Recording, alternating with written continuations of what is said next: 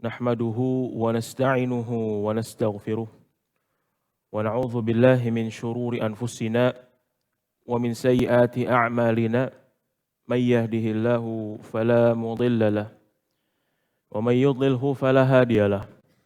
Asyhadu an la ilaha illallah wahdahu la syarika lah wa asyhadu anna Muhammadan 'abduhu wa rasuluh alladzi la nabiyya wa la rasula ba'dah.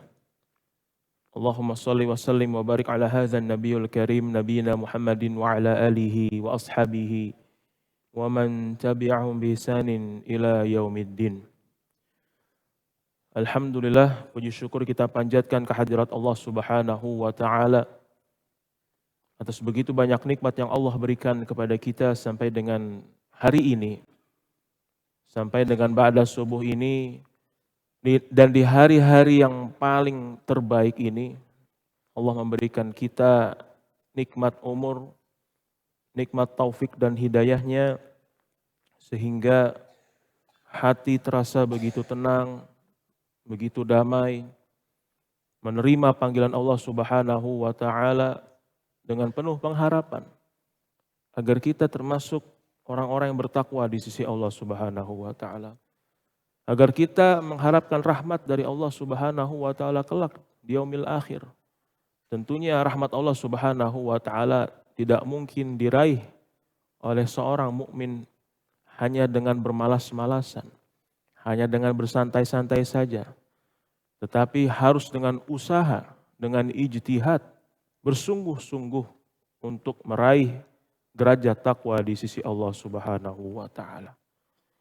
Semoga Allah Subhanahu wa taala menjadikan kita orang-orang yang terus istiqamah, terus mempelajari sunnah-sunnah Nabi sallallahu alaihi wasallam, terus untuk tidak henti-hentinya merasa bosan menuntut ilmu.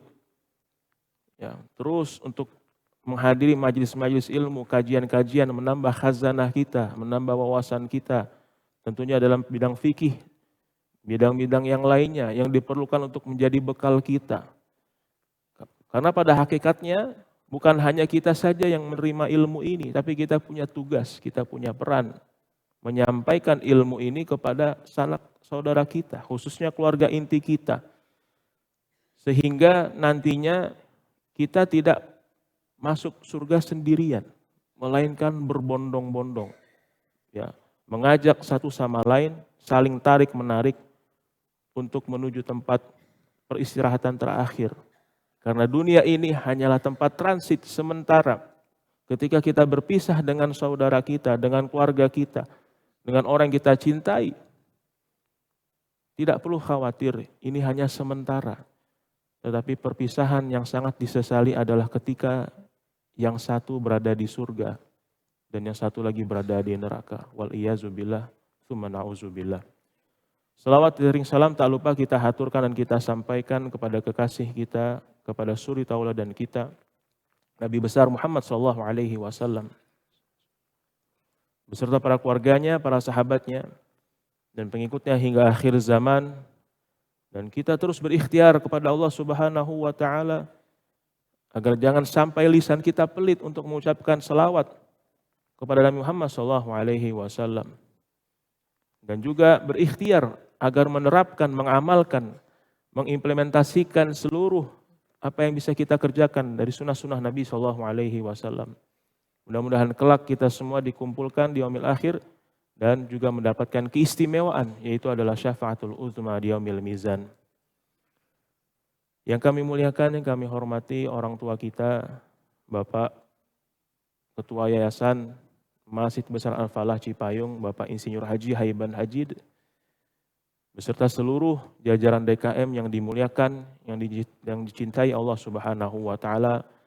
Marilah kita semua jamaah mendoakan beliau beserta jajaran agar senantiasa mendapatkan barokah, kesehatan, perlindungan, pahala yang berlipat ganda, dan tentunya insya Allah sekali lagi keistimewaan yang dimiliki oleh pengurus masjid, mereka yang memakmurkan masjid, maka insya Allah sudah disiapkan istana di surga kelak. Amin Allahumma amin.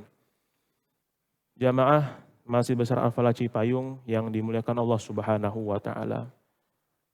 Tentunya hadirnya kita pada majelis ini dengan niat yang tulus untuk mendapatkan ilmu yang barokah. Ada potensi pahala yang kita dapatkan di waktu yang bersamaan. Tentunya i'tikaf di masjid, berzikir, mengingat Allah Subhanahu wa taala. Mungkin di dalam hati kita ada yang sedang bertakbir. Karena kita berada di hari-hari yang sangat mulia. Saat ini kita sudah masuk tanggal 5 6 Zulhijjah ya. 6 Zulhijjah. Kita sudah masuk tanggal 6 Zulhijjah. Kesempatan masih sangat panjang, isilah hari-hari kita dengan beramal soleh. Bahkan diriwayatkan bahwasanya sahabat ketika memasuki 10 hari atau 10 awal di bulan Zulhijjah, mereka lebih bersemangat, bersungguh-sungguh untuk melaksanakan ibadah. Ya mungkin sebelum bulan Zulhijjah tidak pernah ataupun jarang membaca Al-Quran, maka di hari-hari ini kita memperbanyak untuk tilawah Al-Quran. Bersodakoh, mencari potensi pahala, bersilaturahim, berpuasa. Apa yang bisa kita kerjakan maka kerjakan, bersungguh-sungguh. Karena pahalanya tentunya berbeda ketika dikerjakan di hari-hari yang lain. Dan kita masih memiliki kesempatan untuk melaksanakan kurban di Yaumin Nahar di tanggal 10. Ada salah satu jamaah yang menanyakan kepada kami, ya tentunya memang ketika di 10 hari ini terlihat yang mungkin tadinya di pipi itu dirapikan, tapi sekarang karena dilarang untuk merapikan ataupun mencukur sebagian daripada bulu di tubuh, maka terlihat bahwasanya dalam rangka ketaatan kepada Allah Subhanahu wa taala ia rela untuk sementara tidak memendekkan ataupun mencukur rambutnya ataupun membersihkan sebagian daripada bulu-bulu di tubuhnya. Karena sekali lagi semata-mata untuk melaksanakan perintah Allah Subhanahu wa taala melalui Nabi Shallallahu alaihi wasallam. Jadi jamaah bertanya, Ustadz ini sampai kapan nih kita seperti ini ya, yang tentunya khusus yang sudah berniat untuk berkurban, yang sudah menyiapkan misalnya ia sudah ikut andil dalam kolektif sapi atau ia sudah membeli hewan domba atau kambing, maka jawabannya adalah ketika hewan kurban tersebut disembelih. Maka barulah kita bisa mencukur sebagian daripada bulu di rambut kita maupun di wajah dan juga memotong kuku. Jadi tolak ukurnya adalah ketika nanti sudah disembelih hewannya baru. Nah, yang mungkin dalam hal ini kalau disembelihnya di tanggal 13 Zulhijjah berarti harus menunggu lebih lama. Ya, maka dalam hal ini memang yang paling afdal adalah di Yaumin Nahar. Ya, terkadang memang dibedakan, ada yang langsung setelah sholat Id, ada yang memang di tanggal 11-nya, maka ini tidak masalah. Hanya saja tadi, kalau yang tanggal 11 maka harus menunggu 1 hari lagi ya sampai akhirnya hewannya disembelih dan baru bisa merapikan rambut ataupun bulu-bulu yang lainnya. Jamaah rahmati Allah Subhanahu wa taala, hari ini kita akan membahas kajian yang sangat spesial yang tentunya menambah wawasan kita, yang mungkin dalam hal ini kita yang pernah berangkat ke tanah suci dalam rangka melaksanakan ibadah umroh dan haji, kita bisa memurojaah ataupun memberikan informasi, ilmu kepada saudara kita. Adapun yang belum dipanggil oleh Allah Subhanahu wa taala, mudah-mudahan di majelis yang insyaallah penuh barokah ini, di waktu yang mustajab, atas izinmu ya Allah, mudah-mudahan kita yang belum dipanggil untuk melaksanakan haji dan umrah, Allah panggil dalam keadaan sehat, Allah berikan kesempatan rizki sehingga bisa berangkat untuk melaksanakan haji biiznillah, amin Allahumma amin. Jamaah, saya sedikit ingin mengulang kembali ya, bahwasanya harus kita ingat panitia dan juga yang memiliki wewenang ataupun diberikan amanah ya, yang diberikan amanah, maka pemanfaatan hasil sembelihan ini harus kita perhatikan dengan baik ya. Sekali lagi silakan bagi panitia untuk membagi ya, diutamakan juga dalam hal ini jangan sampai tidak disampaikan kepada keluarganya. Ya marilah kita lihat di slide ya Ustadz, sudah mulai. Silakan. Extend ya. Oke. Jazakallah khair. Ya, yang pertama adalah untuk keluarganya, ya untuk sahibul Quran, sahibul kurban, mohon maaf. Silakan. Oke. Jazakallah khair. Ini langsung aja. Yang tadi ya. Oh, silakan coba yang ini ya. Oh langsung F5 aja mungkin. Sudah? Sudah Ustaz. Khalas insyaallah. Oke. Jazakallah khair Ustaz. Jadi pemanfaatan hasil sembelihan ini ya perlu diingat jamaah bahwasanya harus diperhatikan utama untuk shahibul kurban, kemudian disedekahkan kepada orang-orang yang membutuhkan ya. Kemudian ya, disedekahkan kepada orang-orang yang membutuhkan, dihadiahkan kepada orang yang bercukupan. Jadi daging kurban itu harus dihadiahkan. Ya, ingatlah bahwasanya muamalah yang dilakukan menggunakan daging hewan kurban maka itu muamalahnya tidak sah. Akad jual belinya adalah akad jual beli yang batil. Ya, larangan memperjualbelikan hasil sembelihan. Ingatlah seluruh bagiannya, baik kepala, baik kulitnya, ataupun mungkin bagian-bagian yang tidak diminati oleh orang-orang, maka dalam hal ini jangan sampai kita memberikan hasil jerih payah jasa kepada seseorang ataupun yang mungkin kita berikan tugas dengan bagian daripada hewan kurban ini. Perlu kita ingat baik-baik. Kalau ternyata ada yang melakukan hal demikian langsung diingatkan, mohon maaf Pak, dalam hal ini tidak boleh. Maka salah satu solusi yang kita tawarkan adalah harus memperhatikan ya ketika kita memberikan hadiah, oh ini statusnya hadiah, tapi kita berikan ke salah satu panitia. Sudah menjadi barang tentu pasti panitia yang lain bertanya-tanya, kok saya nggak dapat begitu kan? Padahal saya sama dengan panitia yang lainnya untuk membantu dan menyukseskan kegiatan kurban. Maka yang lebih aman dalam hal ini untuk menghindari kecemburuan dan juga suudzon, ya kita serahkan kepada yayasan ataupun lembaga pendidikan yang memang di luar daripada kepanitiaan. Oh Ustadz, ini kan nanti statusnya hadiah, ya udah saya berikan aja ke salah satu panitia. Maka dalam hal ini kita harus memperhatikan bagaimana perasaan saudara kita yang lainnya. Dia tidak mendapatkan kulit, kepala begitu ya, tapi ia sama-sama dalam hal ini juga menyukseskan kegiatan kurban, maka perlu diperhatikan. Solusinya adalah kita serahkan kepada lembaga yang lain sehingga kita terbebas daripada hal-hal yang tidak diinginkan tadi. Dan dalam hal ini banyak riwayat yang menyatakan bahwasanya Ali bin Abi Thalib ya dengan Nabi SAW yang mengurusi penyembelihan onta kurbannya. Bahkan dalam satu riwayat disampaikan sampai dengan 100 ekor dan kita tidak melihat ya Ali bin Abi Thalib radhiyallahu anhu dan juga Nabi SAW mempermasalahkan mengenai kulit dan juga kepalanya. Ya, jadi sekali lagi ketika memang ada problem seperti tadi, kumpulkan, serahkan, selesai.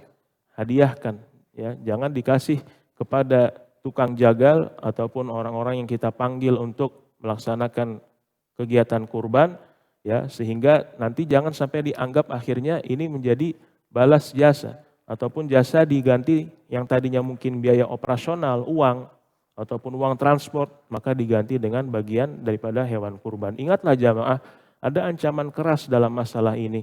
Dan ini diriwayatkan oleh Al-Hakim, man ba'a jildu udhiyatihi fala udhiyata lahu. Barang siapa yang menjual kulit hewan kurbannya, maka ibadah kurbannya tidak ada nilainya. Amanah yang begitu berat diemban oleh panitia, yang jangan sampai ketika seseorang memberikan amanah tadi, kita menjadi wakil untuk melaksanakan kegiatan kurban. Hewan kurban dititipkan kepada kita, tetapi karena kurangnya ilmu dan juga pengetahuan, kurangnya berkonsultasi, sehingga wal'iyazubillah ibadah kurban dari shahibul kurban tadi tidak diterima. Karena dia sudah mempercayakan. Ketika mempercayakan kepada wakilnya dalam hal ini, maka wakilnya harus memahami fikih dan juga tata caranya. Ya, jadi tentang haramnya pemilik hewan menjual kulit kurban merupakan pendapat jumhur. Ya, jadi ini pendapat jumhur yang perlu diperhatikan. Termasuk memperjualbelikan hewan kurban adalah menukar kulit atau kepala. Ya, jadi menukar selesai dibagikan. Ini saya kebetulan usaha saya kerupuk kulit jange. Misalnya begitu. Saya perlu sekali ini kulit begitu kan. Saya punya daging, ya sudah kita tukar saja. Ini kan sama saja menukar barang yang memiliki value, memiliki nilai. Atau daging menjual atau menjual kulit untuk kemudian dibelikan kambing. Ya, jadi Daging ini kan lumayan, kalau dihitung berapa 1 kilonya kan tinggi kan. Mungkin dia mendapatkan beberapa sumber hewan pembagian daging kurban, kemudian dia kumpulkan, dia jual. Nah ini juga tidak diperbolehkan ya dalam hal ini. Tapi ini kembali lagi dalam hal ini adalah ketika dia menerimanya. Adapun yang dimaksud dengan hadis yang ini adalah ketika sahibul kurban ataupun panitia yang dengan sengaja melakukan hal ini. Adapun ancaman yang disampaikan oleh ini adalah kembali lagi kepada personalnya. Karena kan panitia ataupun sahibul kurban tidak tahu. Ini kembali lagi yang menerima hewan kurban agar jangan sampai melakukan hal demikian. Karena hakikat jual beli adalah tukar menukar meskipun dengan uang. Dan secara fikih muamalah, bahwasanya transaksi jual beli kulit hewan kurban yang belum dibagikan adalah transaksi yang tidak sah. Bahkan Imam Al-Baijuri mengatakan ini adalah transaksi yang haram, yang batil, harus dikembalikan uangnya, begitu ya. Jadi ini ancaman keras, peringatan buat kita agar jangan sampai ada yang melakukan hal demikian. Jamaah rahmati Allah Subhanahu wa taala. Selesai kita membahas tentang kurban, kurang lebih 2 kali pertemuan, ada satu amalan yang jangan sampai kita melewatinya. Terkadang kita fokus kepada tanggal 10 Zulhijjah, kita fokus pada hewan kurban yang akan kita serahkan ataupun kita kurbankan, ya dilihat setiap hari, kemudian dilihat bagaimana kondisinya. Akhirnya di tanggal 9 Zulhijjahnya ia lewat, tidak melaksanakan puasa Arafah. Yang kita syukuri alhamdulillah sekali lagi jamaah tahun ini lebaran haji kita serentak ya Pak Ketua. Lebaran haji kita serentak, jadi tentunya tidak banyak pembahasan mengenai khilaf ya. Alhamdulillah tahun ini baik di Arab Saudi dan juga di Republik Indonesia itu serentak. Kapan puasa Arafah? Yaitu adalah tanggal 26 Mei insya Allah hari Selasa. Mari kita bangunkan keluarga kita untuk melaksanakan sahur. Bangunkan, ajak saudara kita, jangan sampai akhirnya ada yang lalai, terlena untuk akhirnya melewatkan kesempatan yang sangat luar biasa ini. Dan kita pun sudah mengetahui hadisnya bahwasanya puasa pada hari Arafah, ya, ahtasibu 'ala Allah, Nabi SAW mengharap kepada Allah ayyukaffira sanatal lati qablah. Dia akan menghapuskan dosa 1 tahun sebelumnya dan 1 tahun setelahnya. Ya, kalau kita tidak mengingatkan kepada saudara-saudara kita, barangkali memang mereka menganggap, oh ini puasa sunnah, biasa-biasa saja. Padahal ini derajatnya sudah masuk kepada sunnah muakkad yang ditekankan. Nanti akan kita lihat keistimewaan daripada hari Arafah, di mana hari tersebut bukan hanya disunnahkan untuk berpuasa, tetapi ada keutamaan-keutamaan yang lainnya. Ya, jadi berdasarkan sidang isbat, alhamdulillah sekali lagi lebaran haji tahun ini sama. Jadi puasa Arafahnya sama, lebaran Idul Adha-nya juga sama, ya kan? Karena berbeda konteksnya ketika Idul Fitri itu selangnya cuma beda 1 hari, Pak. Tapi kalau khilafnya dalam hal ini di Idul Adha pasti nanti akan berpengaruh. Yang hari ini mungkin sedang berpuasa Arafah, besoknya yang lainnya sudah berid, ya sudah tidak berpuasa. Yang lainnya masih di negara lain, mohon maaf, misalnya masih puasa, mohon maaf, masih masuk hari tasyrik, ya tidak boleh berpuasa. Yang satu lagi sudah lewat ataupun selesai hari tasyrik. Ya sekali lagi ini adalah pendapat yang perlu kita hargai, sehingga tadi ketika ia memilih, oh saya memilih dalam hal ini berpuasanya mengikuti Saudi, tafadhol. Tapi dalam hal ini tentunya yang sangat dianjurkan adalah mengikuti kebijakan pemerintah setempat begitu ya. Nah, sidang isbat yang dilakukan pada bulan Zulhijjah tentunya berbeda ya. Dia menentukan 10 hari berikutnya. Jadi dilihat awal daripada bulan dan kemarin ternyata hilal sudah terlihat. Hilal Zulhijjah sudah terlihat, akhirnya bulan Zulqa'dah itu hanya 29 hari, tidak digenapkan menjadi 30 hari. Sekali lagi jamaah, ingatkan saudara kita, peran kita bukan hanya sampai pada diri kita, selesai tidak. Peran kita adalah terus memberikan syiar dan dakwah agar semuanya bisa melaksanakan kesempatan agar bisa berpuasa. Ternyata keistimewaan daripada hari Arafah jamaah yang dimuliakan Allah adalah tentunya mengenai hari Id. Bahwasanya pada hari Arafah ya Umar bin Khattab dan juga Ibnu Abbas ini juga adalah hari yang besar. Kenapa demikian? Karena pada hari Arafah ternyata jamaah yang dirahmati Allah itu turun surat Al-Maidah ayat ketiga. Ya, turun surat Al-Maidah ayat ketiga pada 2 hari Id, hari Jumat dan juga hari Arafah. Ya, jadi turunnya itu, Masya Allah ya, pada saat itu Al-Maidah ayat ketiga, ayat yang menjelaskan tentang sempurnanya agama ya, dan juga agama Islam itu agama yang diridhai Allah Subhanahu wa taala di hari Jumat dan juga di hari Arafah. La haula wala quwata illa billah. Allah Subhanahu wa taala berfirman, "Al-yauma akmaltu lakum dinakum wa atmamtu 'alaikum ni'mati wa raditu lakumul Islam madina." Pada hari ini telah aku sempurnakan bagi kalian agama kalian dan telah aku sempurnakan nikmatku atas kalian. Ya, jadi ini juga para ulama sepakat bahwasanya saat itu turun di bulan Zulhijjah, hari Arafah, hari Jumat, dan pada saat kesempatan itu adalah haji wada. Umar bin Khattab mengatakan keduanya hari Jumat dan hari Arafah, alhamdulillah hari raya bagi kami. Ya, jadi yang pertama adalah luar biasa, hari Arafah itu turun daripada turunnya surat Al-Maidah ayat ketiga, dan ini merupakan hari yang besar. Kemudian selanjutnya adalah hari Arafah adalah Asy-Syaf'u. Jamaah, ingatkah kita membaca surat Al-Fajr, wal fajr wa layalin 'ashr wasyaf'i wal watr. Ternyata Asy-Syaf'u di sini ya, ini maksudnya adalah yaitu hari Arafah. Allah bersumpah dengannya dengan hari Idul Adha atau hari Nahar atau yang disebut Al-Watr. Jadi Al-Watrnya ini adalah ganjil ya, itu Idul Adha hari Nahar. Dan Asy-Syaf'unya adalah hari Arafah. Dan ketika Allah Subhanahu wa taala bersumpah ya atas misalnya dalam hal ini pada hal-hal yang tentunya bersumpah dalam Al-Qur'an, maka hal tersebut adalah hal yang perlu kita perhatikan. Hal yang penting ya, wasyaf'i wal watr, dan demi yang genap dan yang ganjil. Para ulama ya menyampaikan bahwasanya yang disebut genap dan ganjil ini adalah asy-syaf'u ini adalah hari Arafah dan waternya adalah hari Idul Adha. Ya, jadi jangan sampai akhirnya kita lewat begitu saja. Ini yang disampaikan oleh Ibnu Rajab Al-Hambali dan Ibnu Jauzi juga menukil pendapat sebaliknya. Ya. Kemudian yang ketiga adalah jamaah diriwayatkan dari Anas bin Malik. Ya, kita perlu juga mengetahui dan juga memahami asar daripada sahabat. Ini menunjukkan betapa luar biasanya, betapa agungnya hari Arafah ini. Anas bin Malik mengatakan bahwasanya hari Arafah lebih utama daripada 10.000 hari. Ya, ini menurut pendapat daripada Anas bin Malik, sahabat. Ya, sahabat Nabi SAW.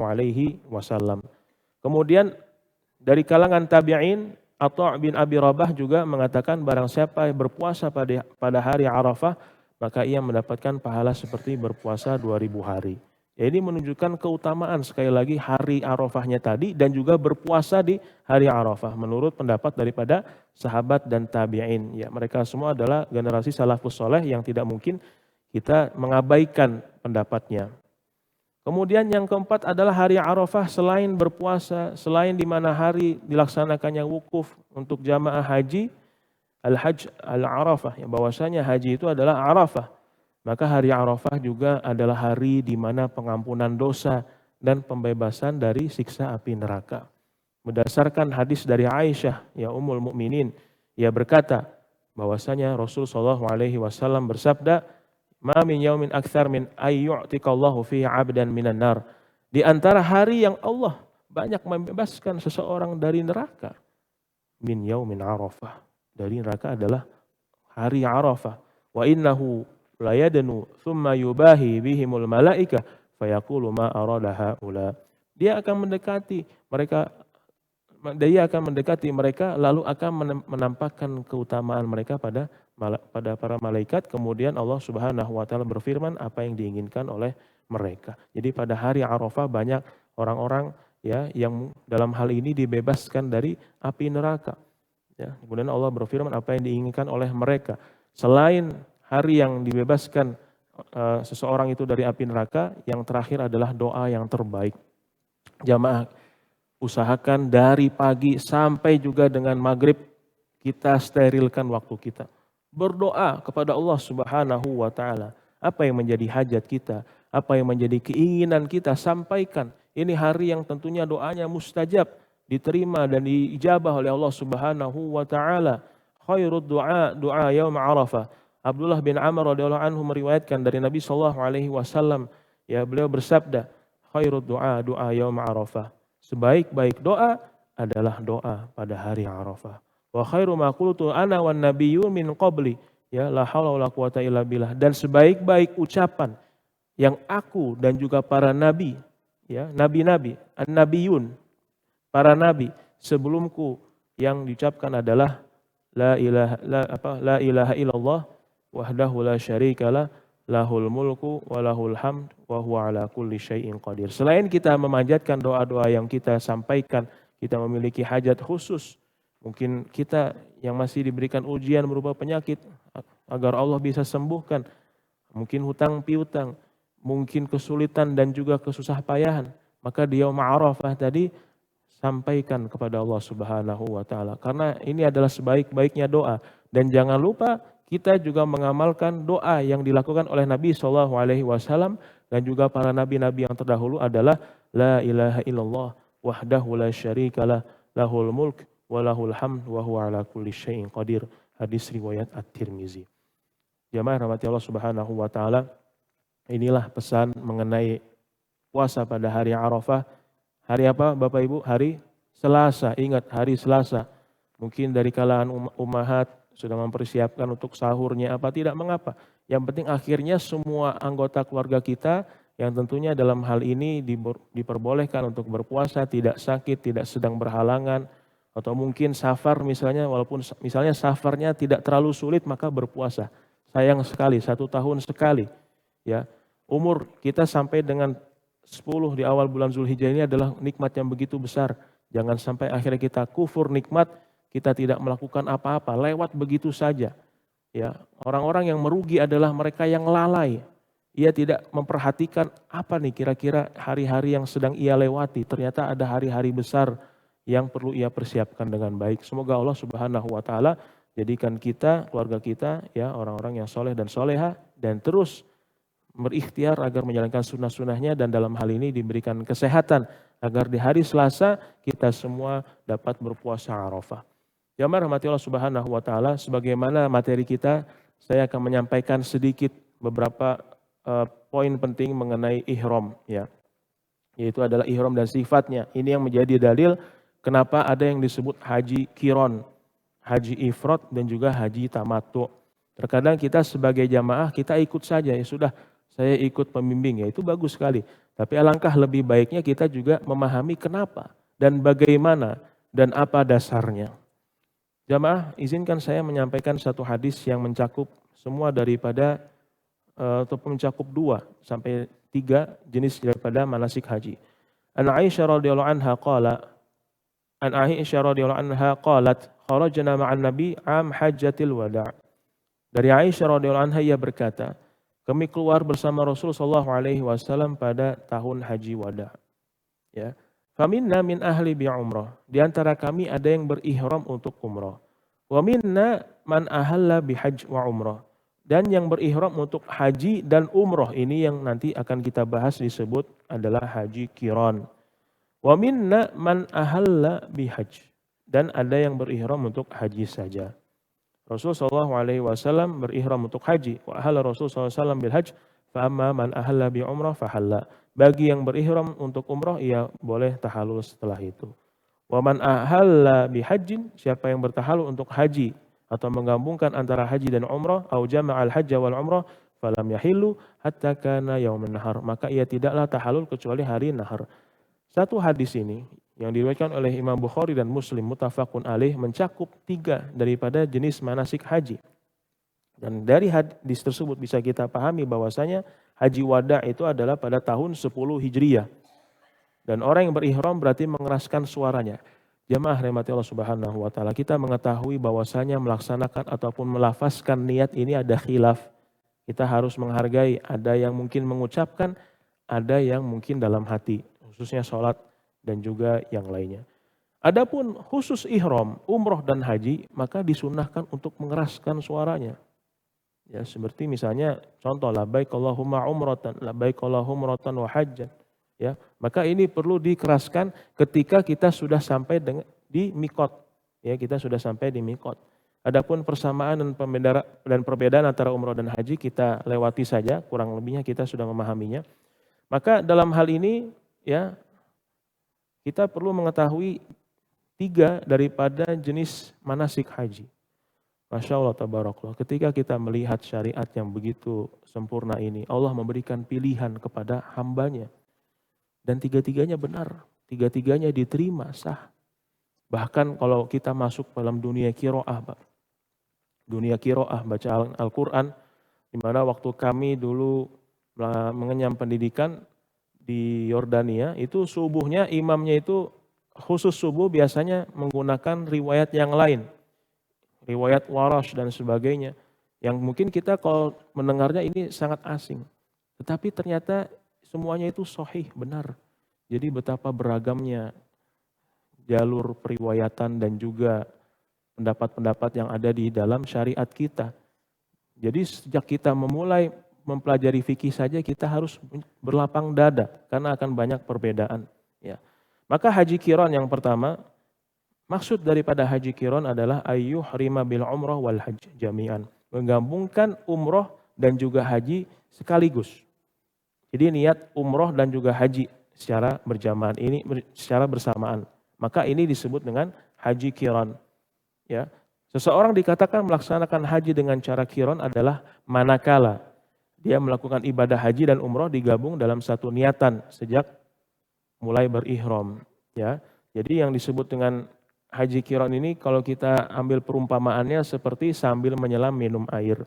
Ya, jadi 2 ibadah ya yang berbeda, haji dan umroh dalam hal ini digabung menjadi satu praktek amal. Ya, prinsip daripada qiran adalah cukup mengerjakan satu pekerjaan untuk 2 ibadah. Karena umroh sendiri, haji sendiri, ya kan berbeda. Ini penjelasan singkatnya kita lengkapi saja karena memang qiran ini mungkin tidak terlalu digunakan ya oleh jamaah Indonesia. Ya, semua cukup dilakukan satu ritual saja sudah dianggap sebagai 2 pekerjaan ibadah sekaligus yaitu haji dan umrah. Wa ammal ladzi jama'u bainal haji wal umrah fa innama tawafu tawafan wahidan. Mereka yang menggabungkan antara haji dan umrah qiran cukup melakukan 1 kali tawaf saja.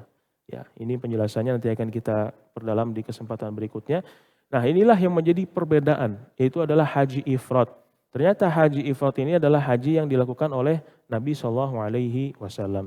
Ya, kata ifrad adalah dari kata afroda yang artinya menjadikan sesuatu itu sendiri.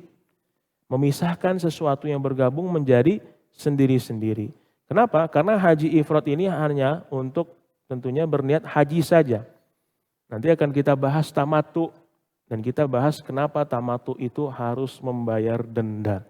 Ini karena menarik sekali Pak, karena denda ini, tapi sekarang tahun ini sudah tertib. Semuanya harus diserahkan kepada lembaga yang menyalurkan denda tadi. Pertanyaan di benak kepala kita. Ustadz, bagaimana? Bolehkah kita menggabungkan dam tamattu dengan kurban? Boleh atau tidak jawabannya? Tidak boleh, betul. Terima kasih Pak. Kenapa? Dam ini merupakan kafarat dan hukumnya wajib. Dam hanya bisa dilakukan di tanah haram. Hanya bisa dilakukan di tanah haram. Sedangkan kurban, orang yang saat ini mungkin saudara kita, famili kita yang berangkat melaksanakan haji, ia mau berkurban di tanah air boleh. Tapi dam ini tidak bisa dilakukan di tanah air, harus di sana. Ya, jadi memang dam itu nanti dibagikannya ke orang-orang di penduduk ahlu Mekah ataupun di sekitarnya. Ya. Haji ifrad, kembali lagi kepada pembahasan kita adalah haji yang dia sendiri, niatnya untuk haji saja. Jadi ifrad memisahkan antara ritual ibadah haji dan ibadah umroh. Jadi ibadah haji dikerjakan tidak bercampur atau bersamaan dengan ibadah umroh. Maka haji ifrad ini berbeda dengan tamattu. Haji ifrad ia tidak terkena denda. Ya, ia tidak terkena denda, tidak diwajibkan untuk menyembelih kambing. Tamattu dan qiran itu wajib menyembelih kambing. Yang berniat tamattu dan qiran, ya. Dan yang selanjutnya adalah tawaf ifadah saja. Karena tawaf ifadah merupakan rukun haji. Ya, nanti mungkin kalau dalam hal ini ada yang tidak paham, tidak mengapa. Nah, kita berproses Insya Allah mudah-mudahan kita belajar haji, yang belum berangkat haji bisa berangkat haji. Biiznillahi ta'ala. Seseorang yang mengerjakan haji ifrad hanya melakukan satu tawaf saja, tawaf ifadah. Sedangkan orang yang mengerjakan haji tamatu itu ada wajib haji yang harus diperhatikan, Pak, yaitu adalah tawaf wada, tawaf perpisahan. Dan ini merupakan wajib haji. Kalau tawaf wada tidak dilakukan maka terkena dam. Ya, terkena dam. Jadi tawaf kudum dan juga tawaf wada tidak perlu dilakukan bagi yang melakukan haji ifrad. Ya. Kemudian pertanyaannya adalah kenapa haji ifrad ini ia tidak membayar dam? Kenapa Bapak Ibu? Karena sejak ia melaksanakan niat pada mikot yang telah ditentukan, maka ia harus mengenakan ihram sampai nanti hari penyembelihan. Kalau dapatnya menjelang, itu pun sudah berat ya Pak dalam hal ini. Misalnya ia datang berniat haji ifrad pada tanggal 5 Zulhijjah. Maka sejak ia niat sampai nanti tanggal 10 Zulhijjah ia harus mengenakan ihram. Tentunya yang sangat berat adalah bagi laki-laki, bagi ikhwan. Ia harus memakai ihram, tidak boleh mandi pakai sabun, nggak boleh pakai wewangian, tidak boleh membersihkan ataupun mencukur sebagian dari rambutnya sampai nanti kapan? Sampai Yaumun Nahar. Itulah beratnya haji ifrad tadi. Sedangkan haji tamatu, kenapa disebut tamatu? Karena artinya adalah kesenangan, bersenang-senang, ya. Dan ini bisa kita temukan dalam firman Allah Subhanahu wa taala, walakum fil ardi mustaqarr wa mata'an ilahin. Dan bagi kamu ada tempat kediaman di bumi dan kesenangan hidup sampai waktu yang ditentukan. Ya, jadi haji tamatu itu tadi karena ia umroh terlebih dahulu, kemudian ia tahalul, kemudian pakai pakaian biasa. Ya kan Pak? Umroh, kemudian bertahalul pakai pakaian biasa, kemudian nanti ketika sudah masuk masa-masa haji, ia berangkat dari hotel baru ia berniat lagi. Ya, berbeda dengan haji ifrad, sejak dari mikot sudah berniat sampai nanti akhir daripada Yaumun Nahar setelah melontar jumroh Aqobah. Sedangkan haji tamatu ia umroh terlebih dahulu, tahalul memakai pakaian biasa, kemudian tanggal 8 atau tanggal 9-nya ia berangkat ke Arafah mengganti ihram, barulah terkena lagi larangannya. Dan ini juga kita bisa temukan dalam ayat surat Al-Baqarah, fa idza amintum faman tamatta'a bil umrati ilal haji. Apabila kamu telah aman, maka bagi siapa yang ingin bersenang-senang mengerjakan umrah sebelum haji, hewan kurban yang mudah didapat, ya. Nah, jadi dalam hal ini kenapa demikian? Tadi perbedaan tamatu dan ifrad, ya, karena dalam hal ini adalah ada kompensasi. Karena bersenang-senang tadi kita diberikan kelonggaran maka harus membayar dam. Berbeda saudara kita yang mengambil haji ifrad, maka mereka tentunya lebih susah, lebih payah, maka tidak dikenakan dam. Itulah hikmahnya. Ya, karena tamatu tadi berbeda. Misalnya ia ngambil tamatu, ia sudah bisa pakai pakaian biasa habis umroh. Ya kan? Kemudian saudara yang haji ifrad itu masih pakai ihram terus, nggak bisa mandi pakai wangian, kemudian larangan-larangan yang lainnya. Kalau terkena larangannya maka harus bayar dam. Ya, kenapa disebut tamatu? Tadi diistilahkan dengan bersenang-senang. Jamaah rahmati Allah Subhanahu wa taala, ini mohon kita perhatikan. Kita bisa sampaikan kepada saudara kita, dam tamatu. Dam tamatu ini berbeda dengan dam yang kalau melanggarnya adalah mencukur rambut, memotong kuku dan juga memakai wangi-wangian.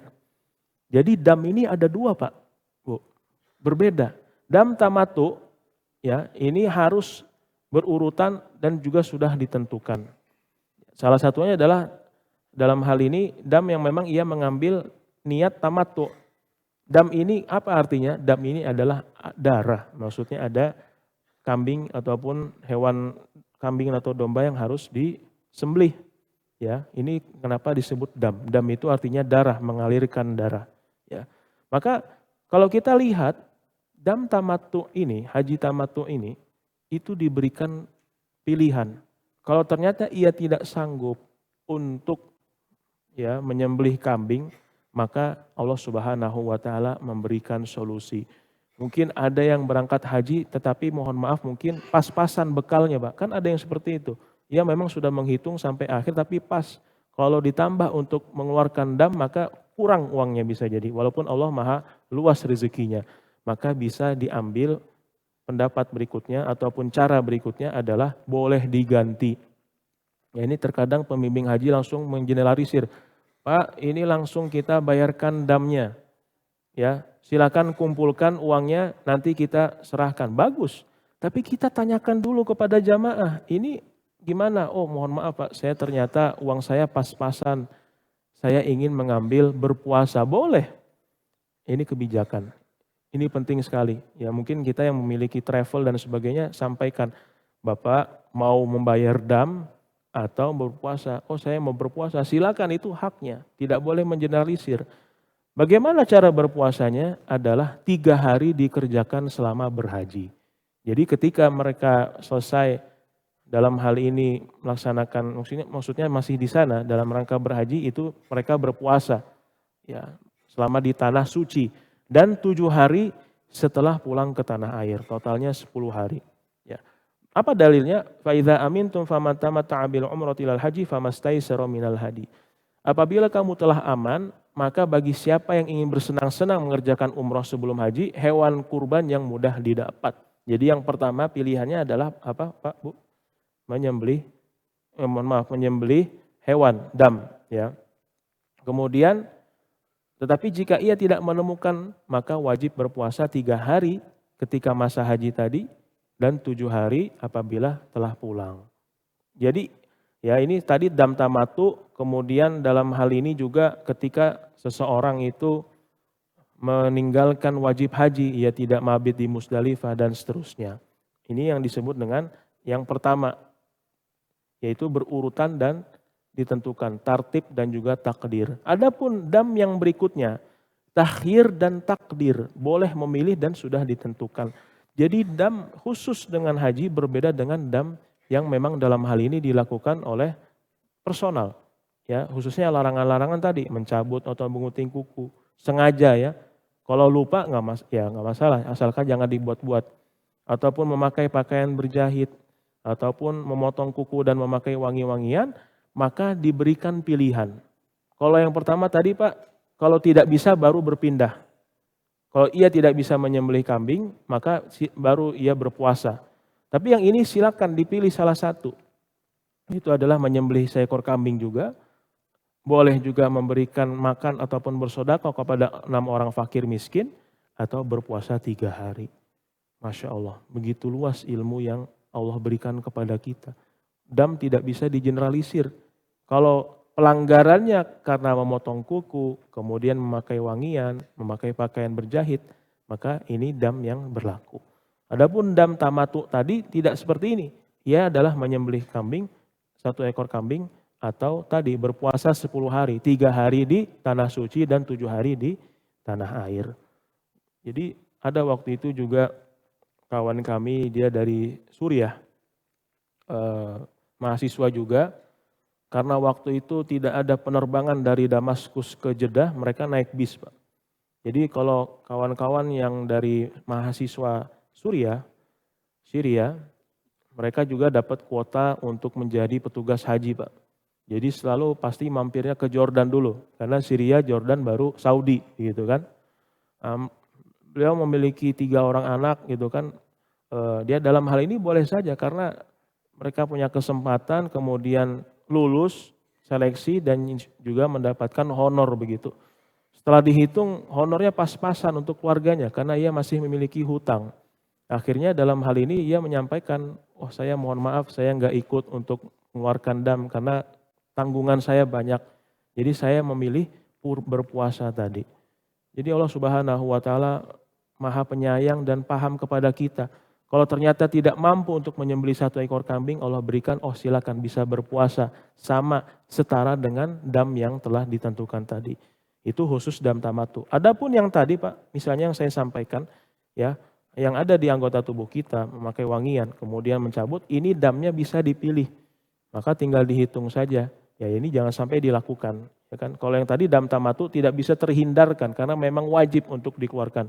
Adapun dam yang sifatnya memilih dan juga sudah ditentukan, ini boleh kita pilih berpuasa atau memberikan sedekah. Jamaah rahmati Allah Subhanahu wa taala, mungkin ini yang bisa saya sampaikan mengenai tema manasik haji. Mungkin yang sudah pernah berhaji, kita bisa sharing kepada saudara kita yang sedang melaksanakan haji atau mau berangkat haji. Adapun yang belum berangkat haji, mudah-mudahan ini menjadi ilmu ataupun bekal untuk kelak insya Allah ketika kita haji, kita sudah tahu ilmunya. Jazakallah khair wa barakallahu fikum. Jazakallah Ustaz. Tausiah pada pagi hari ini, seperti tadi disampaikan, mudah-mudahan menjadikan pembekal pelan bagi kita dan paling tidak menjadi motivasi kita supaya kita bisa berhaji minimal umroh. Mudah-mudahan kita bisa umroh bareng nih sesuai dengan rencana yang sudah kita rencanakan. Ustaz, tadi mengenai pembagian hewan kurban Ustaz. Iya Pak. Itu kan dilarang untuk menjual bagi penerimanya. Iya Pak. Ya kan? Tapi kan di lapangan kita sering mendengar mungkin karena kebutuhan mereka. Iya Pak. Bagaimana dengan yang membeli? Apakah itu termasuk yang diharamkan juga atau enggak? Iya Pak. Memang dalam hal ini maksudnya berarti ia sudah menerima kurbannya, kemudian ia jual gitu Pak? Iya jual kan. Menjual kan pasti ada pembelinya kan. Ya, ada bagaimana pembelinya. dengan hukum? Yang menjual kan udah pasti haram nih. Iya Pak. Tapi karena mungkin faktor kepepet bla bla bla lah. Kemudian ada yang faktor yang membeli. Bagaimana dengan pembeli ini? Apakah itu termasuk yang diharamkan juga, mendapatkan dosa juga? Ya bismillah dalam hal ini Pak. Makanya ketika memasuki masa-masa kurban, hendak juga pembeli perlu bijak. Pak, mohon maaf, ini yang dijual hewan kurban atau hewan bukan kurban, begitu ya. Daging. Jadi dalam ilmu muamalah juga, Masya Allah tabarakallah, selain penjual harus bertakwa kepada Allah, pembelinya juga harus bertakwa. Mungkin dalam hal ini, kok ini bisa ya dijualnya dengan harga miring gitu kan? Kan bisa aja seperti itu. Kita punya radar, punya sinyal, oh ini sepertinya hewan kurban yang dijual. Pak, mohon maaf, ini yang dijual apakah hasil daripada pemberian daging kurban? Oh iya betul. Oh ya sudah, kalau begitu kita urungkan niat dan ganti untuk membeli di tempat daging yang lain. Ya agar tentunya dalam hal ini sebagai penjaga buat kita. Jangan sampai hewan kurban yang sudah diniatkan ya kepada Allah Subhanahu wa taala akhirnya diperjualbelikan. Jadi panitia sohibul kurbannya harus bertakwa, panitianya juga bertakwa, yang menerima juga bertakwa. Itulah pentingnya ilmu, Masya Allah tabarakallah ya. Terkadang melihat kesempatan, ini saya kebetulan dapat dari fulan daging kurban, dapat dari masjid ini daging kurban. Setelah dihitung ternyata 5 kilo. Yang tadinya daging kurban itu ia gunakan harusnya untuk dikonsumsi, dinikmati keluarga, tetapi akhirnya dikomersilkan. Ia mendapatkan keuntungan begitu kan.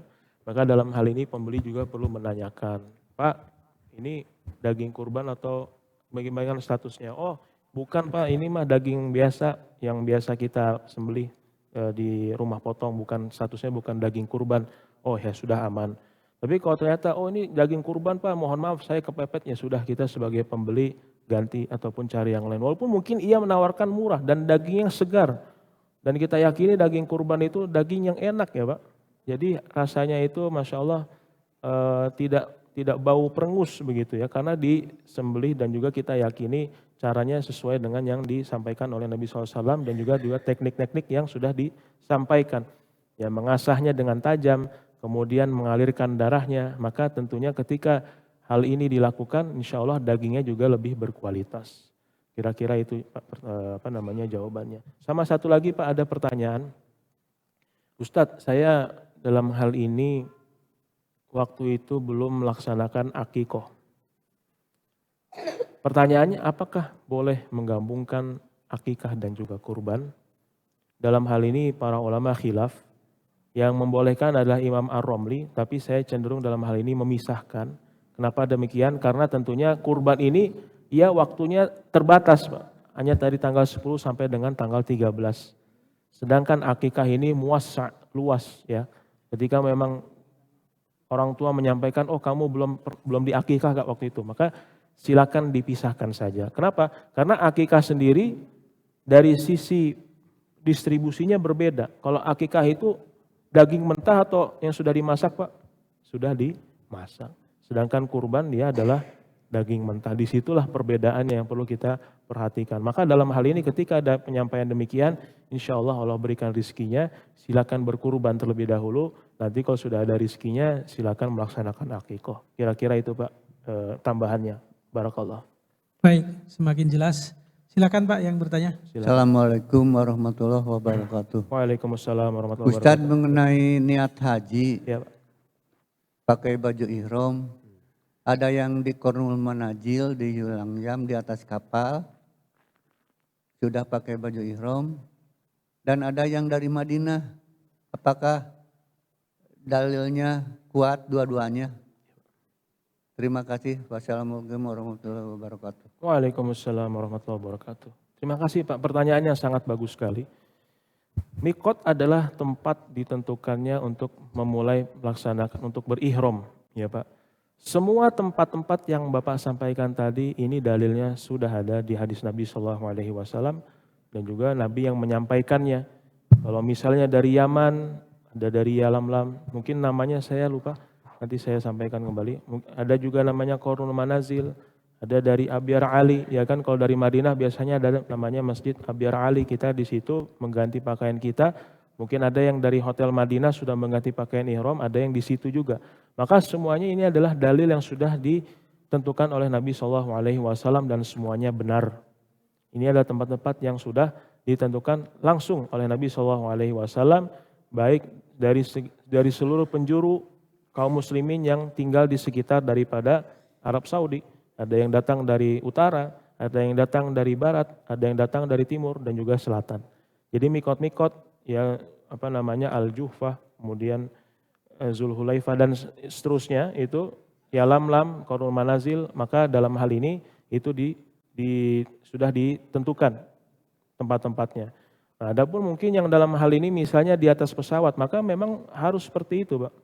Ya, kalau ternyata kita punya kesempatan untuk bisa mengganti ihram dan langsung di mikotnya, maka kita lakukan, ya, karena langsung mencontohkan apa yang Nabi SAW contohkan, ya.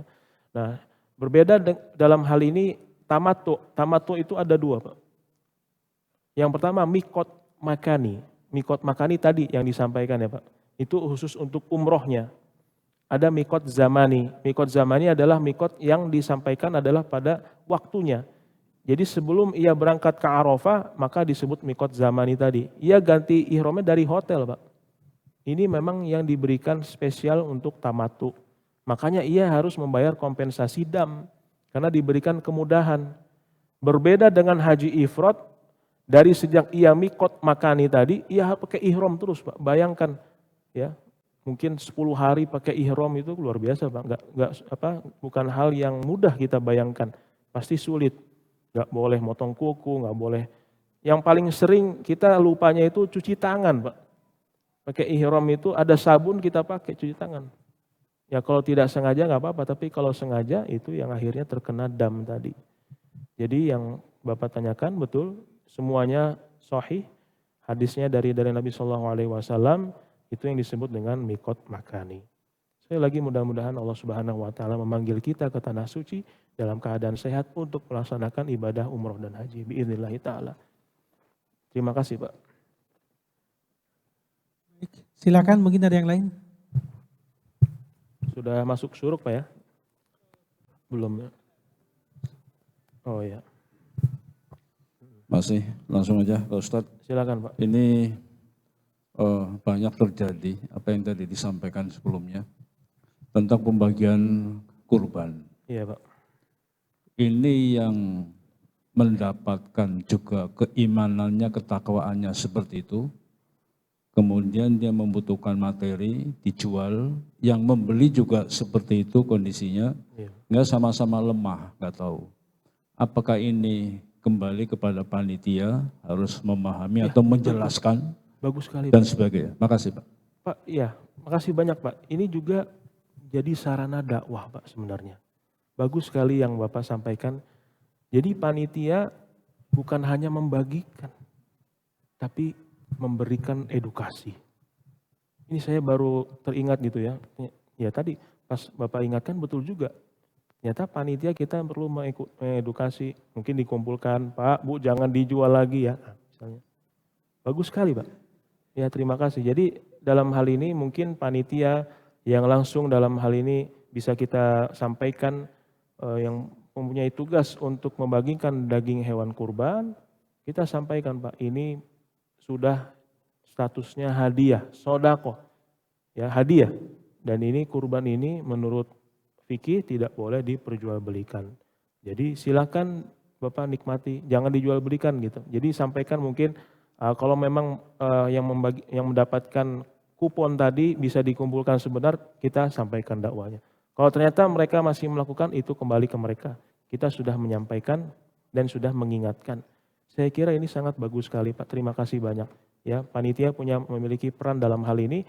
Insya Allah juga bernilai pahala di sisi Allah Subhanahu wa Ta'ala. Dan yang kedua adalah menjalankan syiar berupa dakwahnya. Barakallahu fiik, Pak. Terima kasih.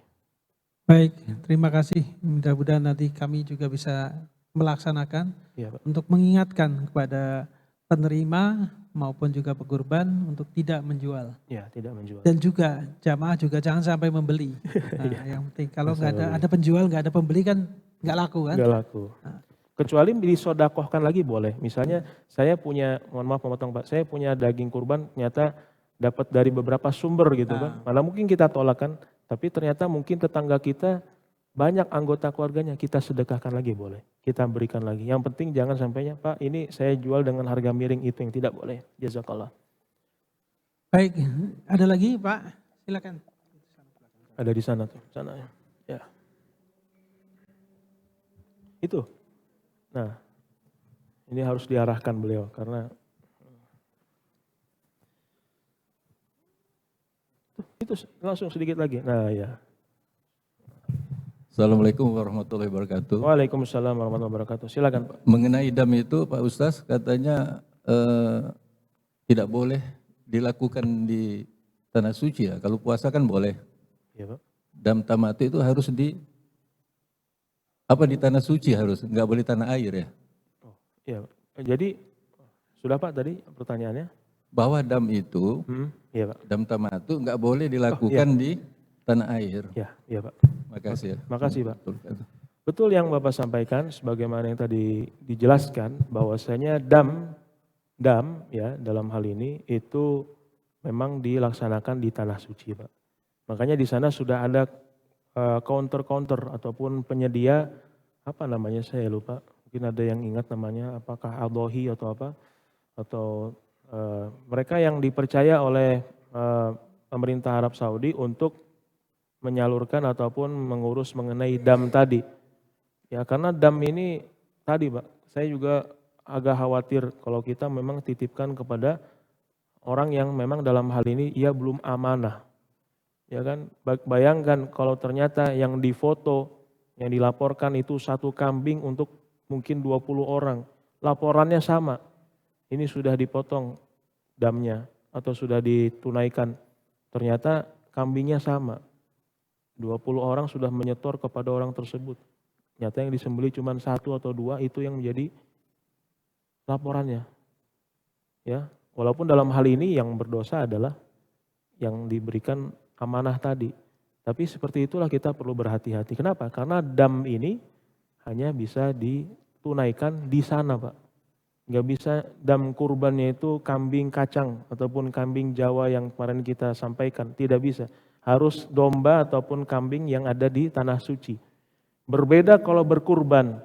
Misalnya dalam hal ini, saya ingin supaya bisa berkurban di tanah air. Walaupun mereka sedang berhaji, itu boleh. Orang yang haji berkurban di tanah air itu boleh. Tapi orang yang berhaji dan melaksanakan ataupun menuntaskan damnya itu tidak boleh dilakukan di tanah air, harus di tanah suci. Di sana sudah banyak Pak untuk mengenai hal ini, insya Allah sudah ditentukan langsung oleh pemerintah Arab Saudi. Mudah-mudahan ilmu bagi kita. Terkadang kan mikir, ini sama-sama kambing atau sama-sama domba, ya sudahlah dipotongnya di Cipayung saja. Padahal statusnya adalah dam tamatu begitu Pak. Wallahu a'lam bishawab. Terima kasih. Baik, silakan ada yang bertanya lagi? Satu lagi boleh, silakan. Ayo, jazakallah. Bapak, ya silakan Pak.